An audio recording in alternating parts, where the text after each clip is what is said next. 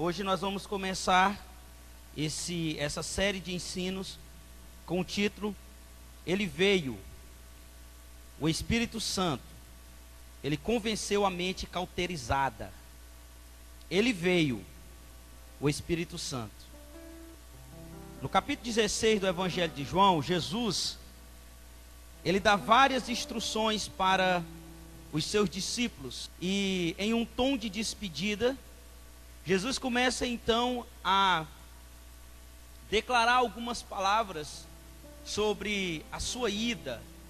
Jesus então ele diz: olha, eu irei e um pouco mais vocês não me verão, e mais um pouquinho me verão outra vez. Então Jesus estava anunciando a sua morte, a sua ressurreição e a sua ascensão ao Pai. Mas no verso de número 8 e 9 ao 11, ele promete a vinda do Espírito Santo na vida dos discípulos e na vida de todos aqueles que creem no nome de Jesus Cristo. Capítulo 16, do verso 8 ao 11 diz assim: e quando ele vier, o Espírito Santo convencerá o mundo do pecado, da justiça e do juízo. Do pecado, porque não creram em mim; da justiça, porque vou para o meu Pai e não me verei mais; e do juízo, porque já o príncipe deste mundo está julgado, está condenado. Então Jesus ele disse: olha, eu irei para o meu Pai, e é importante que eu vá, porque se eu não for, ele não virá. Mas se eu for, ele virá. Quem? O Espírito Santo, o conselheiro, o Espírito da verdade. E Jesus declara que o mundo não pode receber o Espírito da verdade, porque o mundo não o conhece, mas vós recebereis, porque ele habita em vós. Aquele que me ama guarda os meus mandamentos, e ele será amado do meu Pai.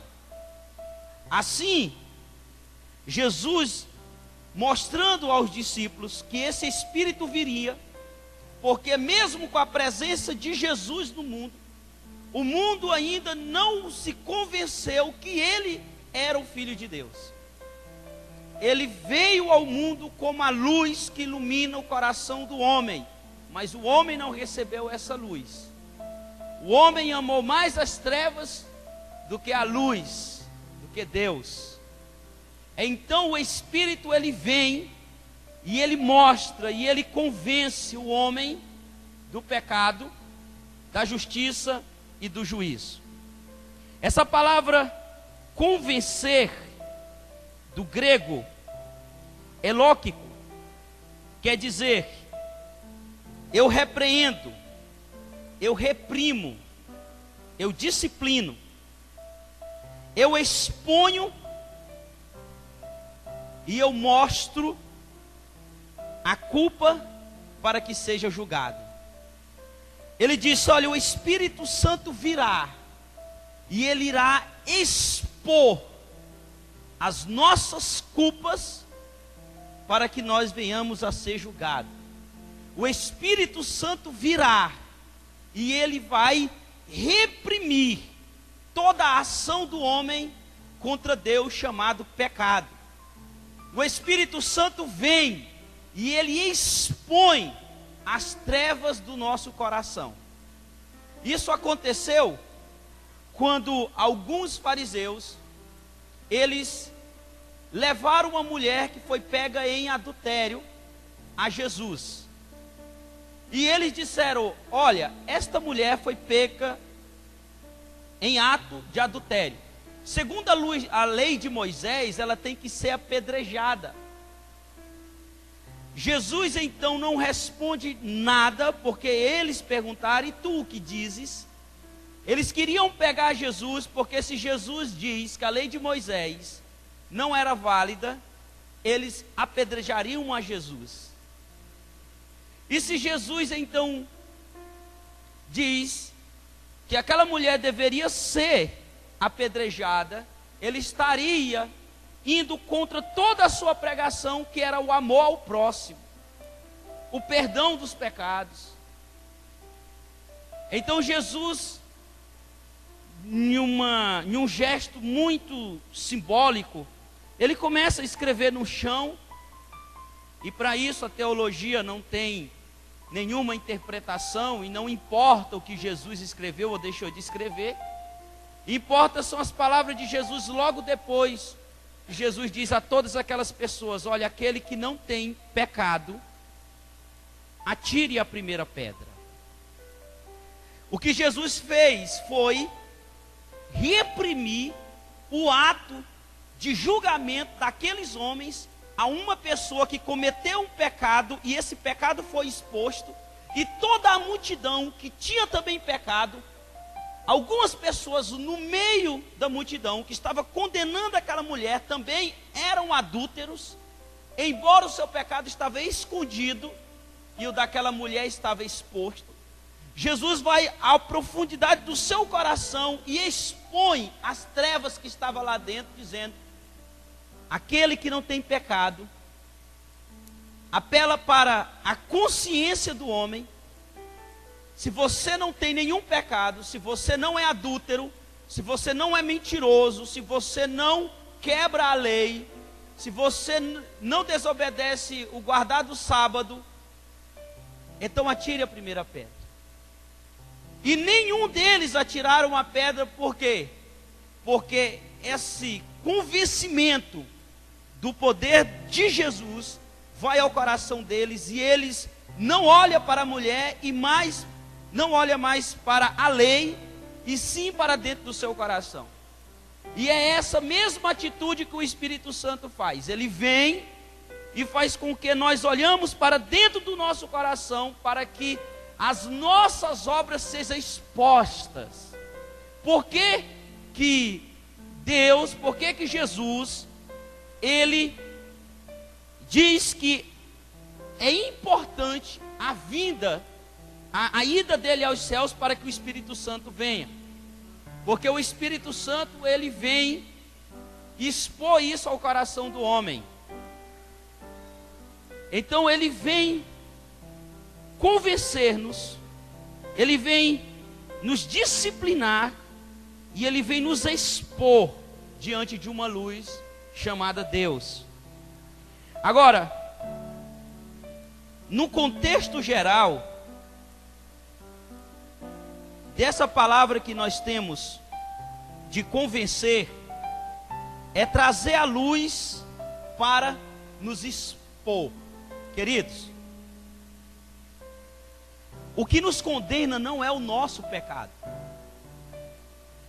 Nós seremos condenados não pelo pecado que praticamos, mas nós seremos condenados pela omissão desse pecado.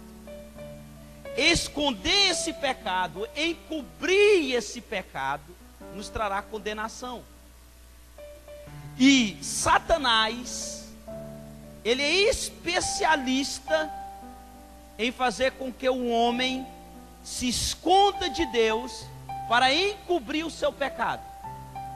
Quando uma pessoa é vítima de um abuso sexual, ele convence o estuprador ou o ofensor a ameaçar com morte ou com algo severo a vítima, para que a vítima tenha medo de se dispor. Mas o maior medo não é nem da ameaça, mas é da vergonha de se expor. A vergonha é algo que vem desde o jardim do Éden, porque quando Deus vem na viração do dia, ele faz uma pergunta: Adão, aonde estás? Adão ficou calado, e ele disse novamente: Adão, aonde estás? Adão disse assim: eu ouvi sua voz no jardim e me escondi. Por que você se escondeu, Adão? Porque eu tive vergonha.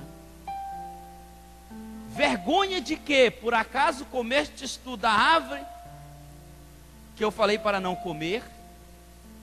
Adão disse: a mulher que tu me destes me deu do fruto e eu comi.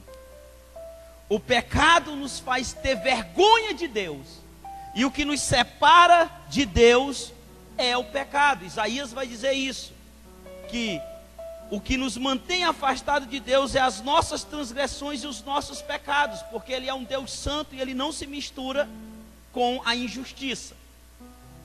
E Satanás, ele faz com que as pessoas tenham vergonha e encobrem os seus pecados. A maioria das doenças físicas que são acompanhadas de tratamento médico, mas não há nenhuma evolução no tratamento, é de ordem psicológica, uma vez causada por causa do encobrimento de pecados, porque os Salmos vai dizer que quando eu encobri os meus pecados, os meus ossos se envelheceram, havia doença em mim por causa do pecado oculto.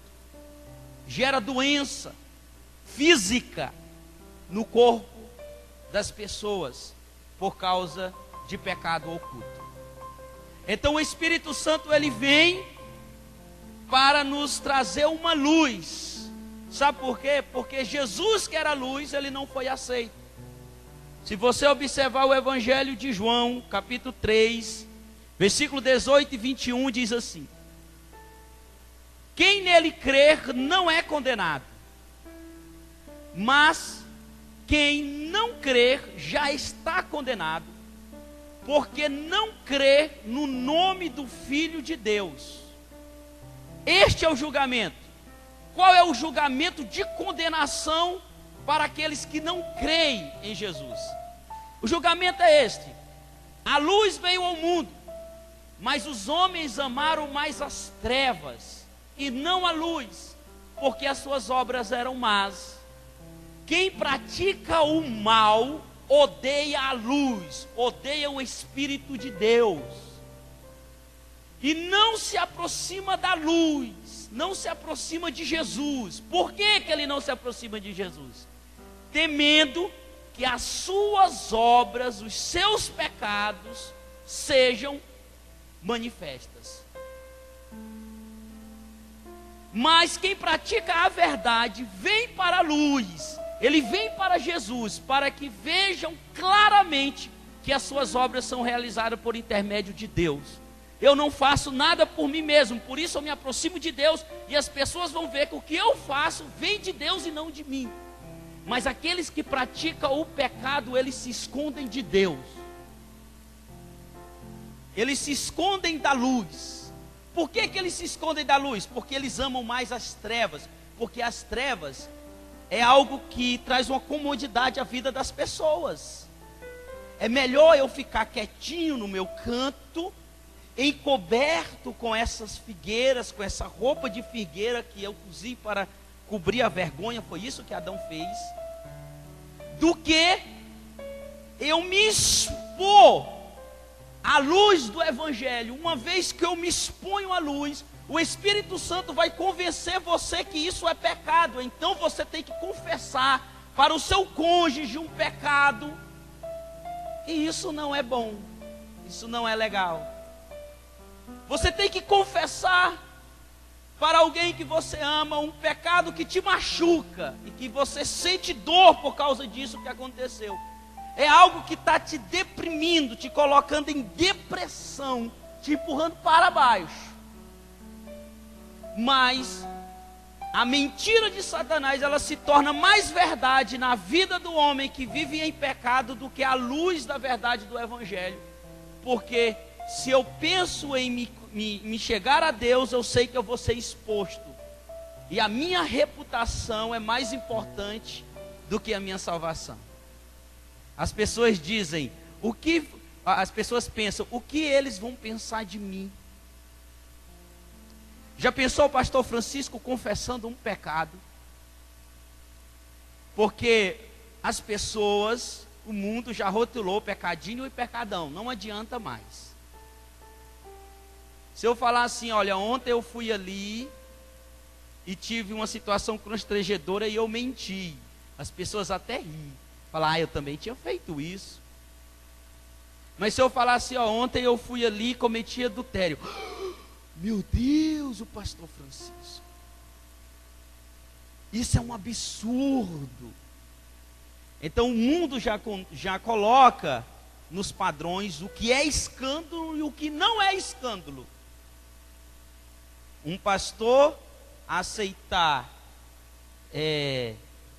o perdão de um agiota não é escândalo.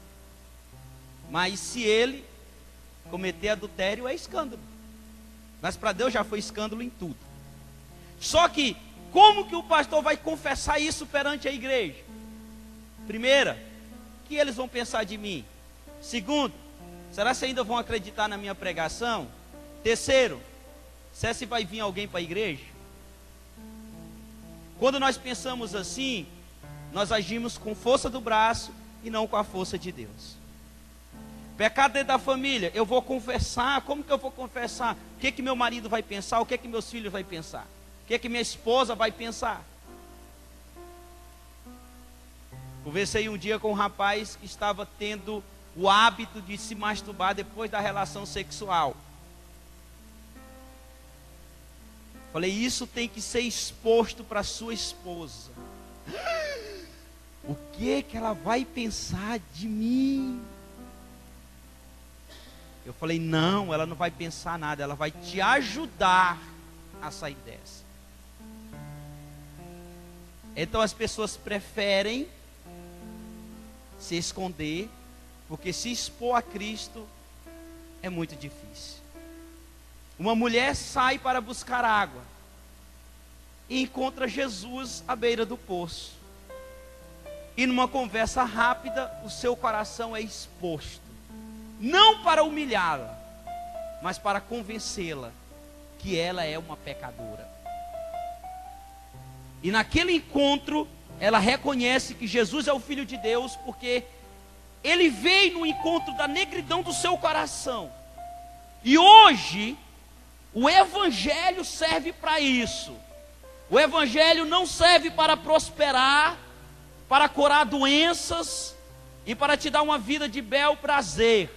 O Evangelho serve para expor as nossas podridões, para que nós sejamos curados, remidos, perdoados por Jesus e ter a nossa entrada garantida nos céus. Mas aquele que pratica a verdade, ele vem para a luz. Essa é a condenação, que os homens amam mais as trevas do que a luz. Agora, por que foi importante a vinda do Espírito Santo?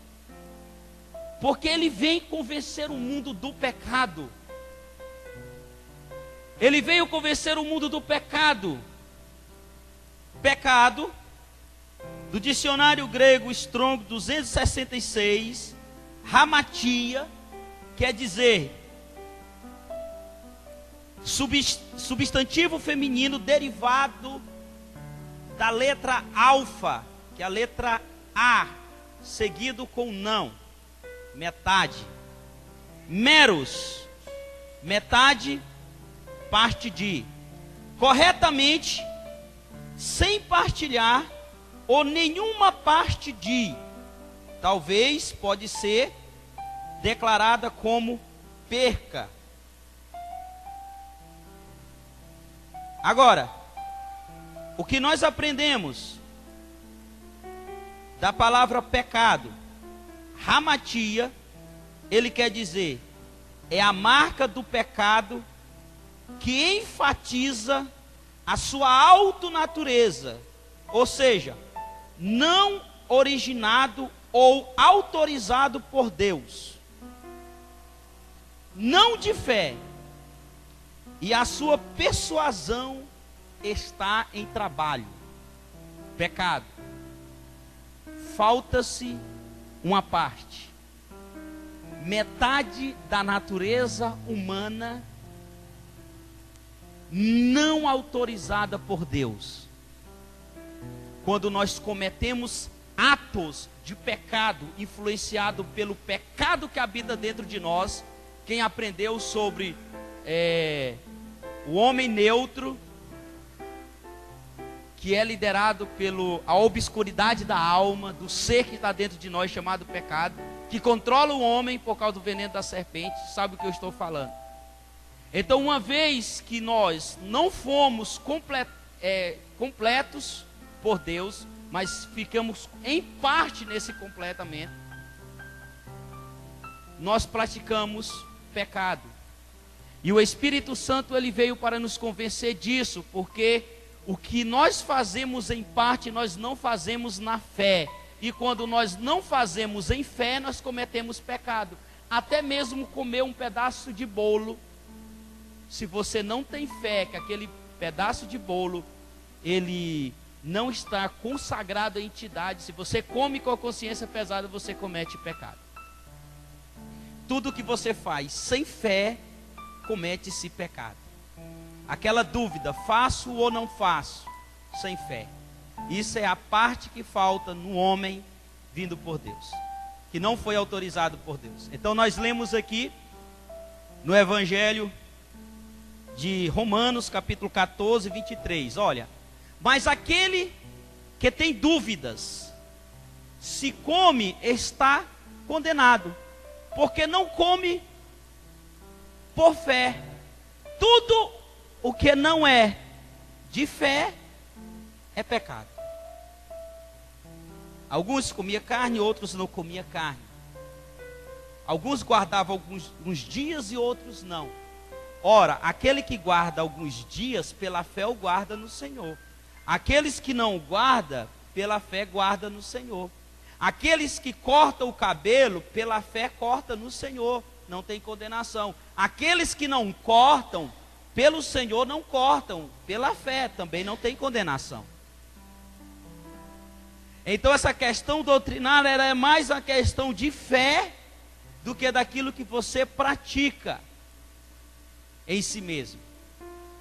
Então ele vai resumir a questão do pecado, aquela parte que nos falta em relação ao que não foi autorizado por Deus, é uma parte que nos falta por meio da fé.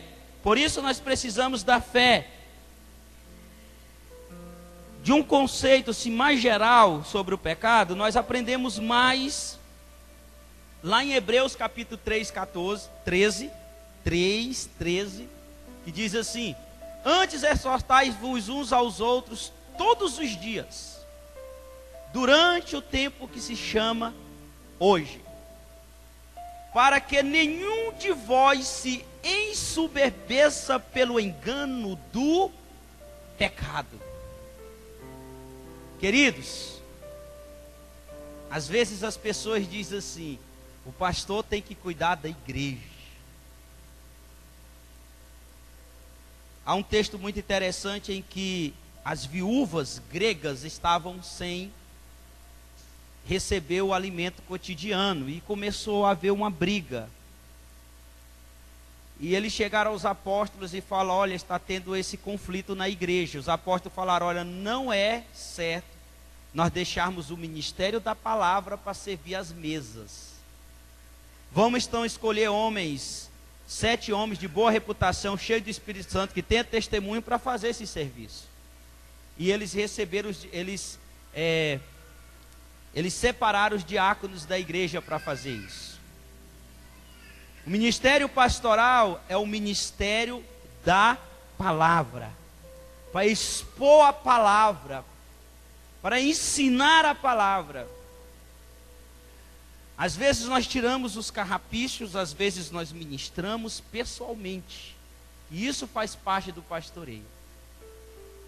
Mas cuidar da igreja é uns aos outros, um cuidando do outro. E ele disse assim: olha, antes exortai-vos uns aos outros, todos os dias, durante o tempo que se chama hoje, para que nenhum de vós, seja endurecido pelo engano do pecado, porque o pecado endurece o coração do homem. Quanto mais ele pratica, mais apático ele fica para a verdade do Evangelho, mais endurecido o seu coração se torna à luz do Evangelho, e menos convencido pelo Espírito Santo ele se torna. Então o seu coração fica duro, a mente cauterizada, e a sua vida contínua prática de iniquidade, que quer dizer pecado acostumado, aquele pecado que você faz todos os dias, e você então acaba colocando em prática o que João vai falar na sua primeira epístola, que diz: aquele que comete pecado é do diabo, filho do diabo, porque ele vem pecando desde o princípio e não se achou verdade em si. Ora, como que eu vou viver sem pecado nesse mundo? É impossível, porque há um paradoxo na carta de João, que ele mesmo diz que aquele que diz que não tem pecado é mentiroso. Logo depois ele diz que aquele que anda em pecado é filho do diabo e não filho de Deus. Como assim? Ele não está falando exatamente do pecado como uma ação involuntária, mas ele está falando com pecado de prática contínua, iniquidade. Aquilo que é acostumado, que a sua mente cauterizou, seu coração endureceu pelo pecado, e você faz aquilo todos os dias, já não dói mais na sua consciência, não acontece nada de grave na sua vida, e você acha que o pecado não tem consequência. E nós acostumamos com a mentira de Satanás. Acostumamos com a mentira de Satanás que a vida é boa, que andar num carrão é bom, ter uma família é bom, criar uns filhos é bom, comer do melhor dessa terra é bom, e nós acabamos esquecendo que nós estamos de passagem nesse mundo, e nós temos que ir a Jerusalém celestial. Então, quanto mais conforto ele puder te dar nesse mundo, ele vai te dar, porque quanto mais conforto você tiver, mais apegado aqui nessa terra você vai estar. Por que que a teologia da prosperidade funciona? Porque o diabo, ele não se opõe àquilo que você ora a Deus pedindo em dinheiro, carro, casa, vida confortável, saúde, lazer, e aquilo que os americanos chamam de o sonho americano. Porque quanto mais apegado aqui, mais tendo aqui, mais apegado você fica, mais difícil você fica de confessar um pecado, de abençoar a vida do próximo, de abrir mão daquilo que você tem para dar ao outro. E nós caímos no engano do pecado dentro da igreja, glorificando, pulando, exaltando e chamando o Espírito Santo. Porque há um versículo que diz: ninguém pode dizer Senhor, Senhor, senão pelo Espírito de Deus. Mas há também um versículo que diz que Jesus falou: apartai-vos de mim, vós que praticais a iniquidade. Ele disse: não, eu não pratico a iniquidade. Sim, você pratica. Não, eu expulsei em teu nome, curei em teu nome, falei em teu nome. Então, se eles falaram no nome do Senhor, eles falaram pelo Espírito do Senhor. Mas se eles falaram pelo Espírito do Senhor e o Senhor está condenando ele, qual é a condenação do Senhor? A condenação do Senhor é esta: eu não vos conheço. Você nunca chegou para mim e disse: Senhor, eu sou pecador, eu fiz isso, eu fiz aquilo lá. Eu sei que você sabe, mas eu fiz, eu exponho para você, e o Senhor te conhece. Mas as pessoas se escondem e tentam praticar boas obras para encobrir o mal que ele está fazendo e está lhe levando para o inferno.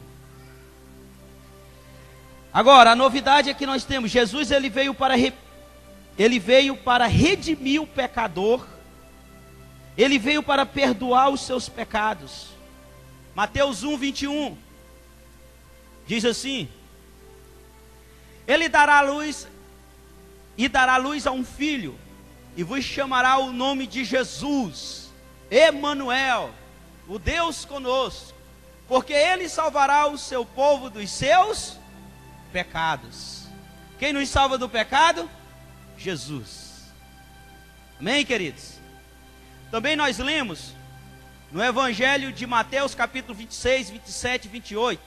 E tomando o cálice, dando graças, deu-lhe dizendo: bebei dele todos, porque isto é o meu sangue, o sangue do Novo Testamento, o sangue da nova aliança, o sangue do novo pacto que eu faço com vocês, que é derramado por muitos, que é derramado pela Igreja Batista Aliança Filadélfia no ano de 2017, que é derramado por cada um que ouve essa mensagem nessa noite, para a remissão dos pecados. Então ele veio para livrar o mundo do pecado, para redimir comprar de volta o pecado do homem. Também lemos em Hebreus capítulo 5, versículo 13. Quem se alimenta de leite ainda é criança e não tem experimentado a justiça de Deus. Eu acho que eu li esse versículo antes da hora. Ah, tá. Na verdade, o versículo é João 1:29, que diz assim: no dia seguinte, João viu a Jesus, que vinha para ele e disse: eis o Cordeiro de Deus que tira o pecado do mundo. Olha, queridos, ele veio para salvar o mundo do pecado, ele veio para comprar o pecado de volta, e ele veio para retirar o pecado do mundo. Mas quem convence que nós somos pecadores é o Espírito de Deus. É o Espírito Santo de Deus que vai nos convencer desse pecado. Essas promessas são para aqueles que são convencidos pelo pecado. Agora, se nós aprendemos que o Espírito Santo vem nos convencer do pecado, ele vem nos expor à luz, ele também vem nos convencer da justiça. Porque eu vou para o meu Pai e não me verei mais. Justiça, de kaizoner, do grego, aprovação divina. É o termo regular do Novo Testamento usado para justiça, aprovação judicial de Deus. Refere-se o que é considerado pelo Senhor após um exame, ou seja, que ele é aprovado aos seus olhos. A justiça que o Espírito Santo vai convencer-nos é que Jesus, ele foi aprovado em seus atos, em suas palavras, em suas ações, e o sacrifício que ele fez foi testificado por Deus quando ele ressuscitou dos mortos. O Espírito te convence, queridos, que o pecado vai ser retirado do mundo, você vai ser redimido, porque Deus aprovou a obra de Jesus. A justiça de Deus é essa, porque nós éramos pecadores e Jesus se entregou no nosso lugar, fez o sacrifício perfeito. Uma vez sendo perfeito, o Pai aprovou, eu e você somos redimidos de todo o pecado e de toda a justiça. Agora, como que nós iremos então sermos pessoas ou filhos que irão a cada dia mais experimentar essa justiça de Deus? Foi o que nós lemos aqui em Hebreus 5:13. Quem se alimenta de leite ainda é criança e não tem experiência no ensino da justiça. Queridos, presta atenção que eu vou falar para vocês. Um dos maiores pecados da atualidade chama-se negligência à palavra de Deus. Minha esposa estava ministrando para as crianças numa certa igreja aqui de Colinas, nesse final de semana. E as professoras pediram assim, façam uma ministração, pelo amor de Deus, para os pais. As crianças foram reunidas na frente do altar e os pais iriam abraçar. E a palavra foi forte, a palavra foi uma palavra de confronto. Mas todos eles estavam assim, apáticos, indiferentes, não se importando com o julgamento que há de vir, porque são homens responsáveis por uma geração, são pessoas que já cauterizou a mente nesse mundo caótico e no tempo da graça, que nada acontece. Nós estamos vivendo tempos negros, aonde a iniquidade quer se tornar lei no nosso país. Lei, obrigação. O pecado acostumado vai se tornar obrigação e lei. porque daqui uns dias você não pode mais falar, ensinar os seus filhos a respeito de sexualidade e de fé em Deus, porque eles têm que escolher sozinhos. Começou um tempo de perseguição à igreja de Deus. Mas o que é perseguição? Perseguir quem? Se todos são a favor disso. Ninguém ora com seus filhos em casa, ninguém lê a Bíblia para eles verem, para ser exemplo disso. A negligência da palavra de Deus. E esse texto diz assim: olha, vocês já deveriam ser mestre. Enquanto vocês deveriam ser o mestre, nós estamos falando de leitinho aqui. Nós estamos falando de salvação, nós estamos falando aqui de imposição de mãos. Enquanto vocês deveriam já ter experiência no ensino da justiça, daquilo que Deus fez por nós, vocês ainda estão lá, ouvindo a história das muralhas de Jericó, da criação do mundo, Sansão e Dalila. Vocês estão experimentando ainda coisinhas básicas como o batismo nas águas. Como nós vamos experimentar a justiça de Deus se nós negligenciamos o alimento sólido da palavra? Culto de ensino, nós temos mais o que fazer. É muito mais importante as nossas tarefas do que o ensino da palavra de Deus. É muito mais importante. Eu estudo em casa, mentira. Pode ter 2 ou 3 que façam isso, mas o restante não faz. Porque é muito cômodo assistir uma televisão, ver um jogo de futebol, ver uma novela. É muito cômodo sair para comer um lanchinho, ou para conversar com os amigos, ou para resolver coisas do trabalho dentro da casa, porque nós trabalhamos para morrer e não para viver. Como que nós vamos ser mestres, gente, nas coisas do ensino da justiça? Se ainda é leitinho que nós temos. Temos ainda mais um versículo que nos leva Mateus 6,33, olha o que Jesus disse: buscais, pois, em primeiro lugar o reino de Deus e a sua justiça, a justiça dele, o ato de todas as coisas ter acontecido com Cristo e ser aprovado por Deus. Busquem isso, e as demais coisas que foi citada lá no Evangelho de Mateus capítulo 6, vai ser acrescentada, é promessa de Deus. Mas tem que ter uma busca primeiro pelo reino e pela justiça. Como se busca justiça? Estudando a palavra. Ora, é leitinho que a gente dá para vocês. E aí, nós chegamos então à conclusão que o Espírito Santo de Deus é aquele que traz a justiça nas nossas vidas, aquele que nos leva.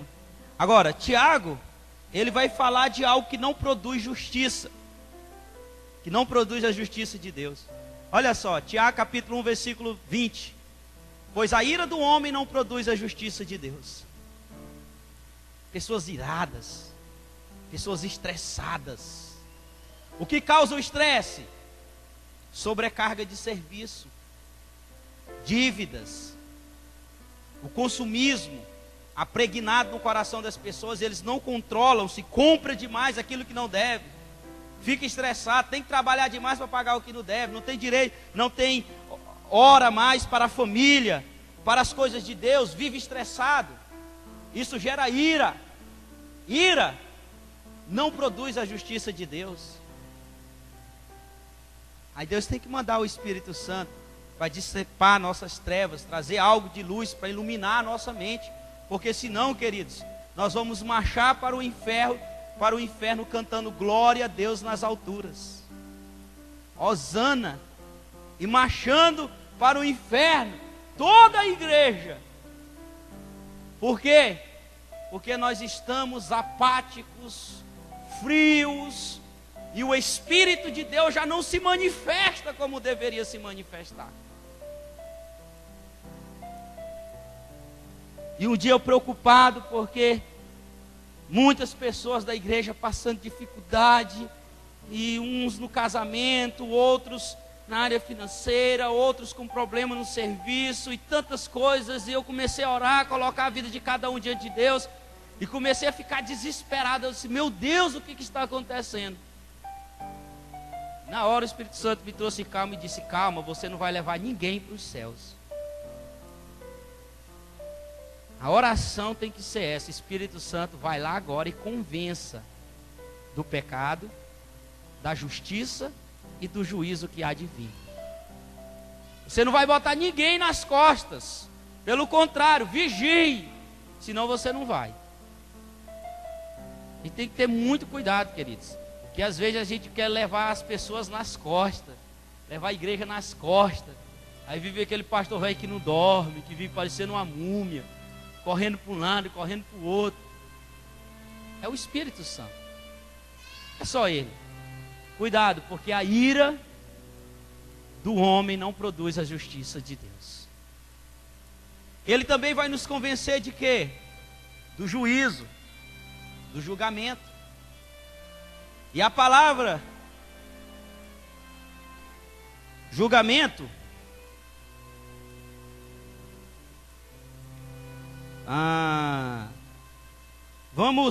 vamos concluir sobre a justiça de Deus.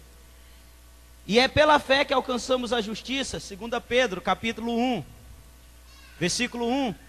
Simão Pedro, servo e apóstolo de Jesus Cristo, àqueles, mediante a justiça do nosso Deus e Salvador, Jesus Cristo, receberam conosco uma fé igualmente valiosa. Como que nós recebemos a fé? Pela justiça de Deus. Como nós alcançamos a justiça? Estudando a palavra, se tornando mestre na palavra.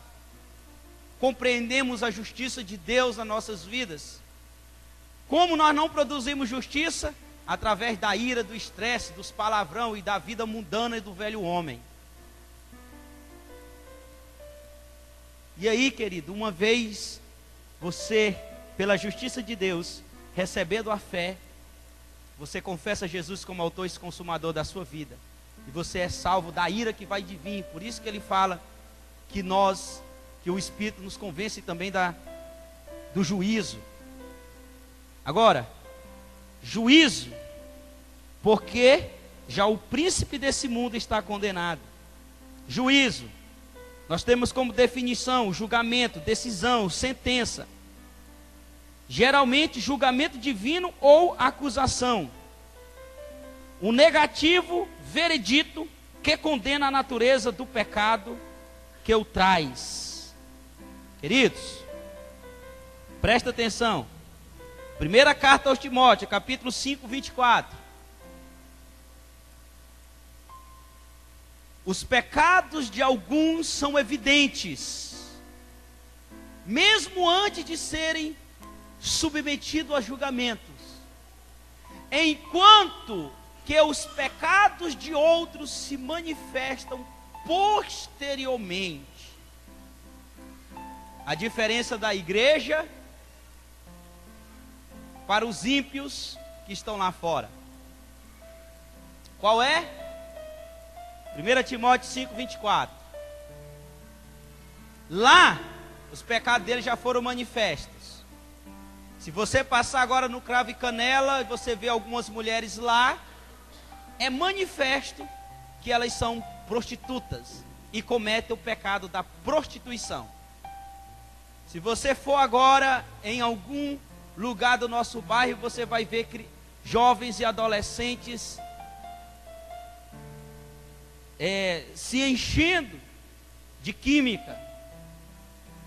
Está exposto. Eles estão no vício, no pecado do vício. Se você passar agora na cadeia pública, você vai ver homens condenados, pagando pena por algo que eles cometeram. Está lícito. O pecado deles estão evidentes. mesmo antes de ser julgado por Deus, está evidente. E o da igreja? Vocês podem falar qual é o meu pecado? Não. Sabe por quê? Porque ele vai ser manifestado depois. Qual é o pecado da irmã Bolina? Qual é o pecado do irmão Cláudio? Qual é o pecado de Edmilson? Ninguém sabe. Se alguém entra aqui e diz, todo mundo é santo. E os lá de fora é o quê? Pecadores. Porque os deles estão expostos, estão evidentes. E os nossos vai ser posteriormente. Está encoberto. Tem uma manta por cima. Por isso a pessoa chega e diz, oh, pastorzão, ora por mim. Se eu tivesse com um cigarro na boca, ou tomando uma cerveja no bar, nenhum dos milhares crentes de Colinas, das centenas de crentes de Colinas que entram no meu WhatsApp, de todas as denominações, pedindo oração e conselho, nunca mais me pediria. Pelo fato de um cigarro e de uma cerveja, que me fez ser menor do que a santidade dos pecados deles escondidos. Somos rotulados pelaquilo que escondemos. E quando nós nos expomos a Cristo, somos rotulados como Zé Ninguém. Mas quem disse que aquele que está em Cristo é alguma coisa? Nada é. É como escória desse mundo, conhecido nos céus e temido pelos demônios, e levando cacetada de homens, cana na cabeça, chicotada, coroa de espinho. Um governador tem autoridade de prender um profeta, cortar-lhe a cabeça, mas ele não tem domínio sobre o impulso da carne, continuava a cometer adultério com a mulher do seu irmão. Ele tinha autoridade de mandar prender e condenar Jesus à crucificação, mas ele não tinha nenhuma autoridade sobre os demônios no mundo espiritual. Queridos, há uma diferença muito grande do homem natural e do homem espiritual. Agora, por que que Deus vai nos convencer, queridos, desse julgamento? Porque mesmo os nossos pecados encobertos, eles serão expostos diante de Deus. E ninguém vai escapar da ira que há de vir. João Batista, vendo os fariseus, disse, o machado está posto à raiz da árvore. Aquele que não produzir frutos dignos de arrependimento, vai ser cortado e lançado no fogo. Essa palavra fogo é geena, fogo que não se apaga, inferno. Aquele que não produz frutos dignos de arrependimento. A multidão ouvindo aquilo falou assim, João, e nós o que faremos? Você quer produzir frutos? Se você tem 2 vestes, dê para alguém que não tem. Faça isso também com alimento. Chegaram a João alguns dos cobradores de impostos e falaram, e nós o que faremos para produzir frutos dignos de arrependimento? Não extorcais ninguém, não cobre nada além do que é devido. Não use balanças desonestas. Isso é fruto digno de arrependimento. Chegou alguns soldados romanos e falaram, e nós, pelo amor de Deus, fala, o que que nós vamos fazer? João diz, não use de autoridade para julgar ninguém. Não julgue falsidade e contentai-vos com vosso saldo, com seu salário mensal. Não receba propina e não peça propina de ninguém. Frutos dignos de arrependimento. Homens que ouviram um profeta clamando à beira do rio e se arrependeram das suas obras. Caso contrário, eles seriam lançados no Geema, no inferno. E a igreja precisa temer isso, queridos. Nós precisamos temer isso. E o Espírito da verdade, que o mundo não pode receber, ele está dentro de vós. Como que eu sei que ele está dentro de mim? Sim, eu falo em línguas. Eu tenho a unção da cura. Eu tenho a unção de pregar. Não. Você sabe que ele está dentro de você, porque você foi convencido que você é um pecador e você confessa os seus pecados uns aos outros. Você sabe que ele está dentro de você, porque você sabe da justiça de Deus e não abre mão da palavra da verdade. Você sabe que o Espírito está dentro de você quando você sabe que vai vir um julgamento e você precisa dele como selo para te livrar dele. Agora, Tiago vai falar sobre aquele que triunfa sobre o juízo. Tiago capítulo 2, versículo 12 e 13. Falem e hajam. Presta atenção, queridos. Falem e tenha ações na prática, como quem vai ser julgado pela lei da liberdade. Porque será exercido juízo sem misericórdia sobre quem não for misericordioso. A misericórdia triunfa sobre o juízo.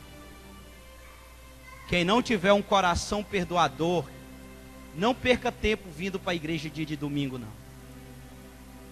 Não perca seu tempo dando dízimo. Não perca seu tempo cantando. Quem não tem um coração perdoador, não entra nos céus. Não perca seu tempo, querido. Vive logo a amargura do seu ser. Agora você viu a importância de Jesus ir e o Espírito voltar. Porque o Espírito testificou as coisas de Jesus. E é Ele que testifica em nós que nós somos filhos de Deus. É o próprio Espírito de Deus que comunica com o nosso espírito que nós somos filhos de Deus. Então, queridos, evidência daquele que tem Espírito Santo: ele é convencido do pecado, ele repudia a prática do pecado, ele sabe o que é a justiça de Deus, ele sabe, ele maneja bem a palavra da verdade, ele não se envergonha diante de outros, e ele sabe que o príncipe desse mundo, que é o diabo, que nos condena pelos nossos pecados, já está condenado. Ele vai para o fogo, não tem mais remissão para ele. Por isso, nós nos agarramos na misericórdia de Deus e exercemos a misericórdia para com o outro. Assim, a misericórdia triunfa sobre a condenação.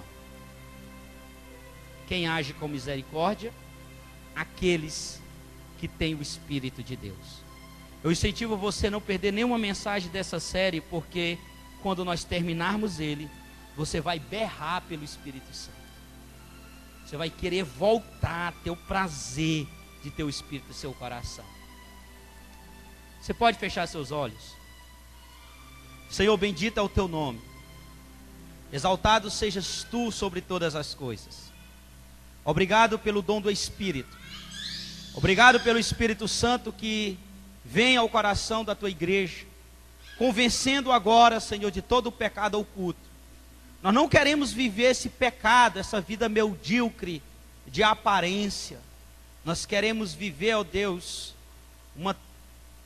uma vida aberta diante da sociedade do Senhor. Em nome do Senhor Jesus, Pai, traga o Espírito do Senhor para convencermos que nós necessitamos muito da justiça do Senhor. E que o diabo já está condenado. E nós não iremos para o lugar que é dele. O inferno nada mais significa, Senhor, do que a tua ausência, a falta do teu amor. Não haverá mais amor, apenas ódio, destruição, angústia, egoísmo. O pai que não amará o filho, mas tomará o alimento da boca dele por falta de amor. Se é a tua ausência, Senhor, então também não terá luz, porque o Senhor é luz, e aonde não há luz, as trevas. Há uma vida cheia, Senhor, de negritude dos nossos pecados. Nós não queremos viver na ausência do Senhor por toda a eternidade. Quem vai passar isso é o diabo e seus anjos. Mas, Senhor, nessa noite nós queremos, ó Pai, o Espírito do Senhor, o Espírito Santo que vem e mora dentro de nós. O mundo não conhece porque eles não conheceram essas verdades que aqui foram impostas. Eles não querem o Espírito de Deus, mas nós queremos o Espírito de Deus. Manda-nos o Espírito de Deus e convence a tua igreja, aviva a tua igreja, em nome do Senhor Jesus. Eu oro, Pai, para cada um que recebeu essa palavra, que essa semente cresça no coração mais duro e cheio de pedra, e que essa palavra venha martelar na sua mente, até que o Espírito Santo convença e gere fé no seu coração, e ele confesse que Jesus Cristo é o Senhor da sua vida. Esse é o desejo do meu coração, e a confirmação de toda a igreja dizendo,